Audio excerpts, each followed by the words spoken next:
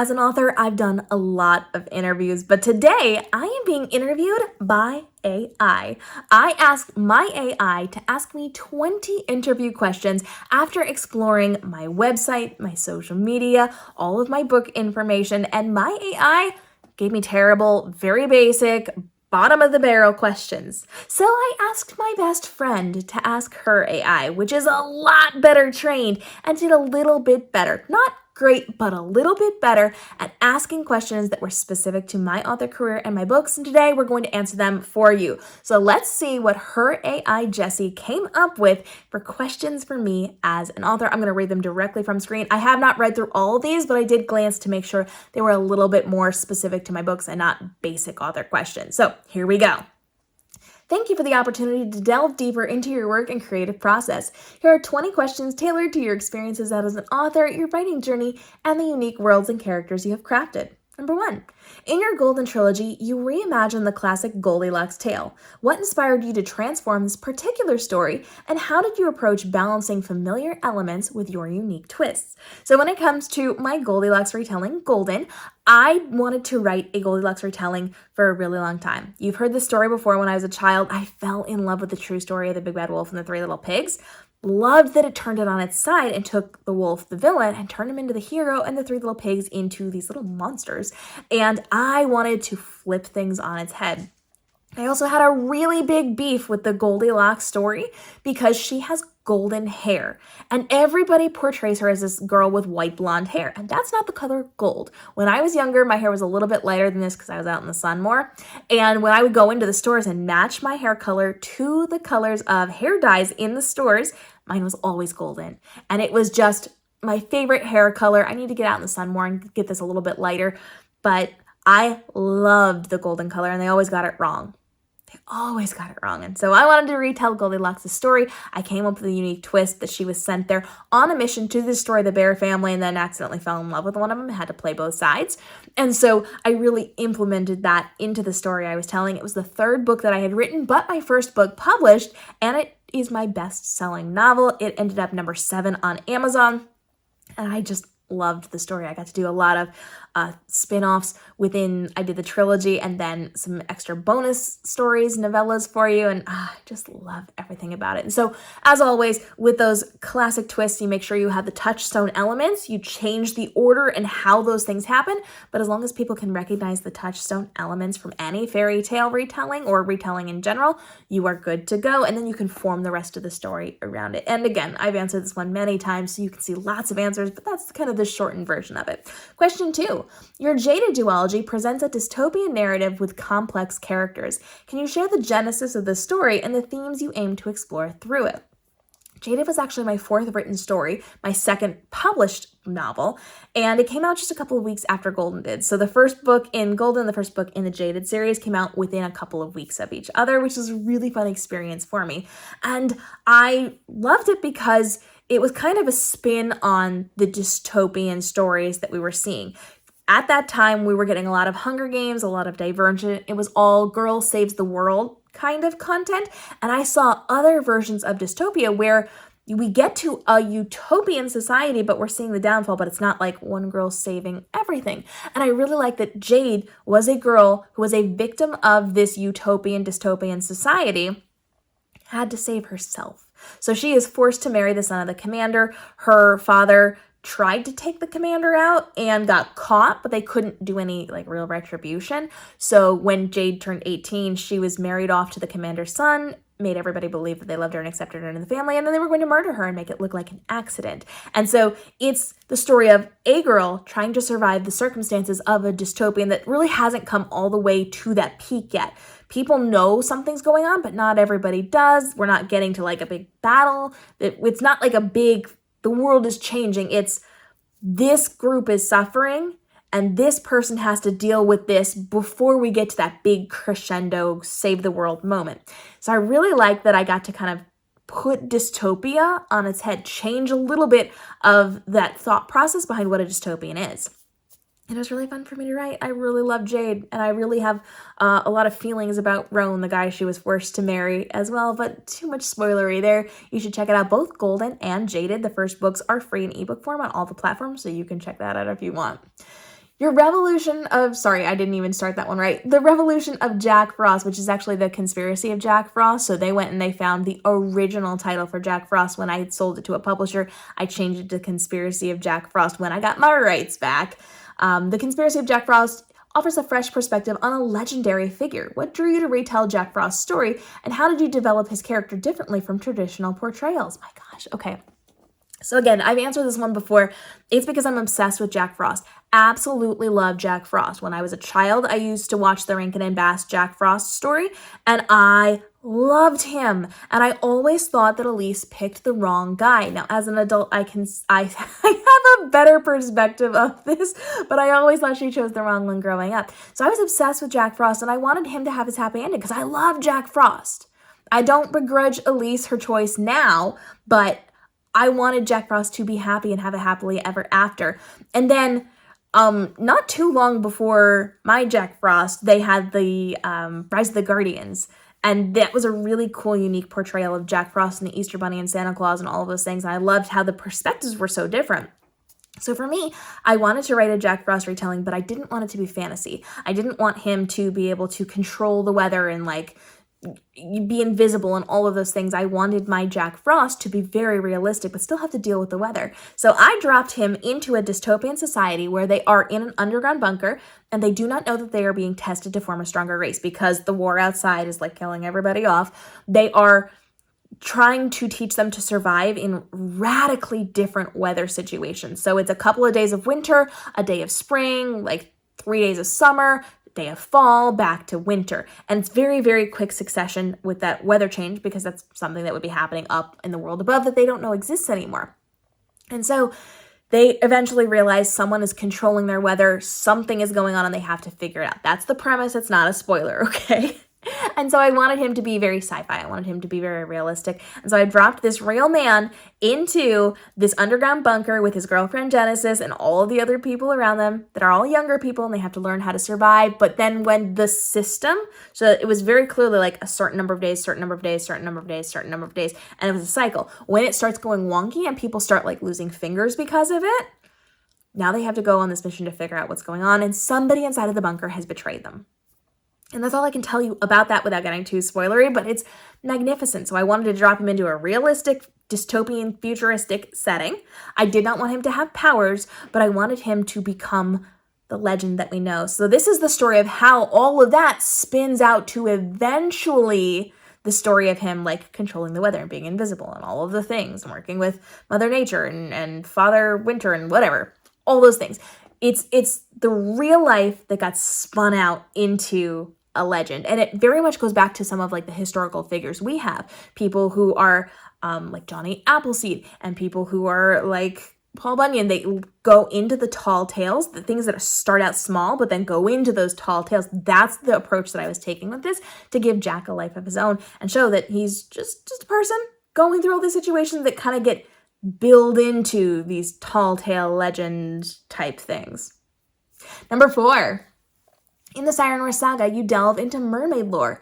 How did you research and integrate various mythologies to build the underwater world in this series? So with the Siren Wars and with all of my mermaid books, I try to stay very consistent in my mermaid lore throughout all of my novels. I do give people permission to use some of the lore and some of the words that I've created in mermaid space so that it is kind of a more interesting mermaid lore. Right now, we just have weird things coming from all over the place. So people are just making things up. There's not a lot of consistency. And I want the underwater mermaid world to be very consistent across the board.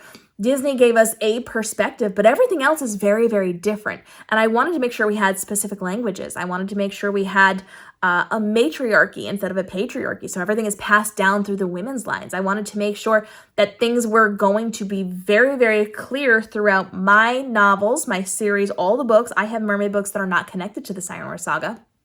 And I pulled all of those together to make sure that they had a very recognizable world. Now, after I wrote my mermaid books, I did get involved with the mermaid community. There is a mermaid community where people are wearing their tails. They are performers. They are entertainers. There are conventions that I've spoken at. You guys know all about those if you've been following along. But I actually invite all of those things to be using that lore and mythology as well. That way we have clear consistency across the mermaid space, be it in movies, be it in novels, be it in those conventions, be it in the entertainment space. I want to make sure we've got some really strong things that will stand the test of time. So I created very specific things, and then I hold true to that throughout all of my mermaid content, whether it is my novels, other things that I am creating, because I do have other like mermaidy things out there, but I also own mermaid tales. So every once in a while, I am not a mermaid performer, but I will for like, if a relative asks me to do it, I will show up for an event with kids in a tale.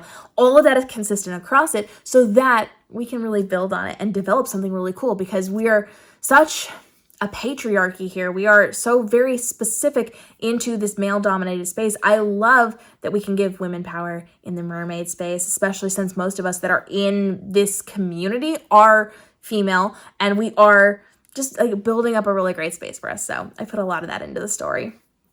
Your retelling of Sleeping Beauty and Virtually Sleeping Beauty incorporates cyberpunk elements. What challenges did you face merging classic fairy tales with futuristic settings, and what motivated this blend? I love technology. I love dystopians. I love technology-based dystopians. And so I needed a reason for my Sleeping Beauty to be asleep, but I wanted her to be more active in her story, because we know even in the Disney story, she speaks for like, 6-7 minutes of the entire hour-and-a-half movie. She's asleep, and she's a passive participant in her own story. I was not here for this. So I need my Sleeping Beauty to be able to function while her body was locked up. And so in my story, she is a video gamer. And in this futuristic dystopian story, I know it sounds like I do a lot of dystopians, and I do, but I also have a lot of fantasies and other things. They give themselves an injection, and that kind of relaxes them into the seat and puts them into this video game where they are very much experiencing it inside of their minds, while their body is kind of locked into a chair so that they can't get hurt. However, if they cannot wake up from the game, their bodies will die in the chairs. So they are only permitted to be in there for so long, and my Sleeping Beauty gets trapped in the game, meaning her body is going to die in the real world while she's trapped inside of the game. So I love the technology elements. The prince goes in to save her only to discover she's better at the game than him, and he's just there to be eye candy. And it's a really fun retelling of this, but I wanted to lean heavily into the tech space because it gave her the ability to be awake, functioning, in pretty outfits in the game, and doing some really cool things she couldn't do in person, like the way that she can protect herself and like do all those video game moves. You can't do that in real life, so that gave me a lot of creative freedom to blend both technology and dystopia into my fantasy realm. So I got both sci-fi and fantasy inside of that story. Sugar-Coated reimagines the witch from Hansel and Gretel as a hero. What inspired this role reversal, and how did you ensure the character's development resonated with readers? It goes back to talking about how I love fairy tales that take the villain and turn them into the hero. So who is the villain of Hansel and Gretel's story? The witch. The witch lures them into the woods, shoves them into the oven, and eats them, right? Horrible. But what if she wasn't? What if, and this is my big line, what if the victors write the history books? The person who wins tells us what the story is. So the person who wins is, of course, going to call Annika a witch. She's the villain, right? Except not. The Mad King, who is systematically unaliving everyone, wins. He catches her. She pays the price. They were trying to assassinate him to protect the entire kingdom. And so I love that I got to tell the story from a different perspective and really dial in on history books. All history books are history books. The ones we read in school, they're all dictated by the person who's creating that book, the person who won, the person who succeeded. And it's going to be a very different perspective. So even if you look at the same event in history, if you look at how the US talks about it and how Canada talks about it, how the UK talks about it, there's different perspectives of the exact same thing, right? It's like that with that. And so I very much love the idea of twisting it and saying, hey, listen, the Mad King wrote the history books. He created the story that you grew up with, but this is what really happened. So that was a lot of fun for me. All right. This is going to be a really long interview if I keep talking so much. Let me see if I can get this down a little bit. In Cinderella, you combined Cinderella with science fiction themes. What was your creative process in merging these genres, and what message did you aim to convey through this fusion? So Cinderella does have a lot of sci-fi themes. I'm reading it again because I just radio voiced that one for you. Does have a lot of sci-fi themes, and they just want to know how I merged that. So again, I go back to technology. How was Cinderella not recognized by the prince? Because you all have seen the Hilary Duff movie. You knew it was Hilary Duff behind that teeny tiny little mask. So I needed a logical way for the prince to not recognize her. And for me, aside from like putting a whole bag over her head so people couldn't see her face, the only answer was going to be nanobots. And so nanobots were going to change her face. She looked like a different woman wearing the nanobots. So she walks into this ball. Her job is to be there to help distract the prince and the king so the master assassin can take them out. And as she is caught and is running away, the nanobots fly off of her face, run down her body to create the shoe that she lost so she can continue to run away. And he has her shoe. She has a different face. He knows something came flying off of her face, but that's why he doesn't recognize her in the next bit of the story when he bumps into her again. So I did have a lot of fun playing with that one, but it is very tech heavy because we had the nanobots, because we have all these things that are changing. And that also had huge implications on my fairy god brother who creates all of her technology. I love it. Number 8, we're going to go 10 questions here and 10 in a second video, so stay tuned for part 2. Number 8, your Legends Chronicles series introduces steampunk elements. Actually, no, it does not. How did you approach world building in this genre, and what influenced the aesthetic and technical aspects of the series? So this is cyberpunk as well, not steampunk. If you want steampunk, you're looking for my Aladdin retelling Lions and Lamps. But if you are interested in the cyberpunk side of this, I have the Legends Chronicles, which is all about Little Miss Muffet. She and Spider are hackers, and they are trying to stop the Piper from his evil plan as he steals their boss, kidnaps their boss, Little Bo Peep, because he thinks Bo Peep is the minion to the leader, Muffet, except they switch roles. Muffet, my Little Miss Muffet, is second in command, and he actually kidnapped the person in charge but doesn't realize it. And so I got to do a lot with the hacker side of things because they are trying to control the city and save the city and all of these things. They're like white hat hackers versus the black hat hackers, and it just makes for a really interesting Little Miss Muffet retelling. Across your works, you often feature strong female protagonists. How do you approach character development to ensure these characters are both empowering and relatable?